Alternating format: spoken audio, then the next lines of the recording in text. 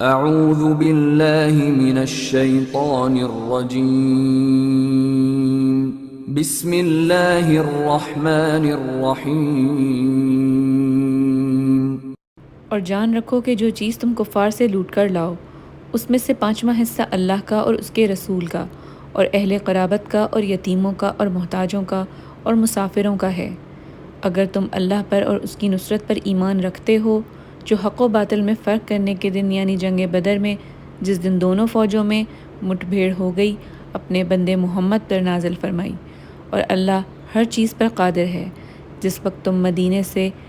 قریب کے ناکے پر تھے اور کافر بعید کے ناکے پر، اور قافلہ تم سے نیچے اتر گیا تھا،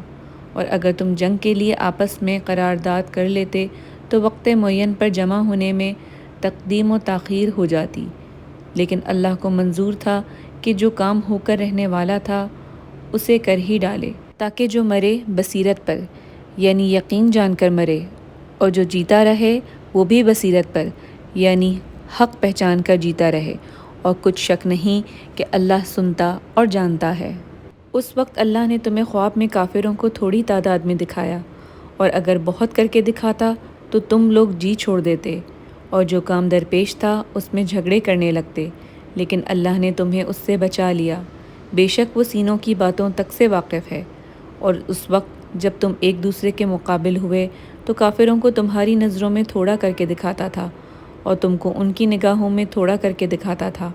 تاکہ اللہ کو جو کام کرنا منظور تھا اسے کر ڈالے، اور سب کاموں کا رجوع اللہ ہی کی طرف ہے۔ مومنو، جب کفار کی کسی جماعت سے تمہارا مقابلہ ہو تو ثابت قدم رہو، اور اللہ کو بہت یاد کرو تاکہ مراد حاصل کرو، اور اللہ اور اس کے رسول کے حکم پر چلو، اور آپس میں جھگڑا نہ کرنا کہ ایسا کرو گے تو تم بزدل ہو جاؤ گے اور تمہارا اقبال جاتا رہے گا، اور صبر سے کام لو کہ اللہ صبر کرنے والوں کا مددگار ہے۔ اور ان لوگوں جیسے نہ ہونا جو اتراتے ہوئے یعنی حق کا مقابلہ کرنے کے لیے اور لوگوں کو دکھانے کے لیے گھروں سے نکل آئے اور لوگوں کو اللہ کی راہ سے روکتے ہیں، اور جو اعمال یہ کرتے ہیں اللہ ان پر احاطہ کیے ہوئے ہے۔ اور جب شیطانوں نے ان کے اعمال ان کو آراستہ کر دکھائے اور کہا کہ آج کے دن لوگوں میں کوئی تم پر غالب نہ ہوگا اور میں تمہارا رفیق ہوں، لیکن جب دونوں فوجیں ایک دوسرے کے مقابل صف آرا ہوئیں تو پسپا ہو کر چل دیا اور کہنے لگا کہ مجھے تم سے کوئی واسطہ نہیں، میں تو ایسی چیزیں دیکھ رہا ہوں جو تم نہیں دیکھ سکتے، مجھے تو اللہ سے ڈر لگتا ہے اور اللہ سخت عذاب دینے والا ہے۔ اس وقت منافق اور کافر جن کے دلوں میں مرض تھا کہتے تھے کہ ان لوگوں کو ان کے دین نے مغرور کر رکھا ہے، اور جو شخص اللہ پر بھروسہ رکھتا ہے تو اللہ غالب حکمت والا ہے۔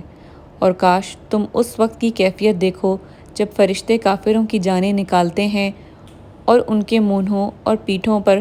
کوڑے اور ہتھوڑے وغیرہ مارتے ہیں اور کہتے ہیں کہ اب عذاب آتش کا مزہ چکھو۔ صدق اللہ العظیم۔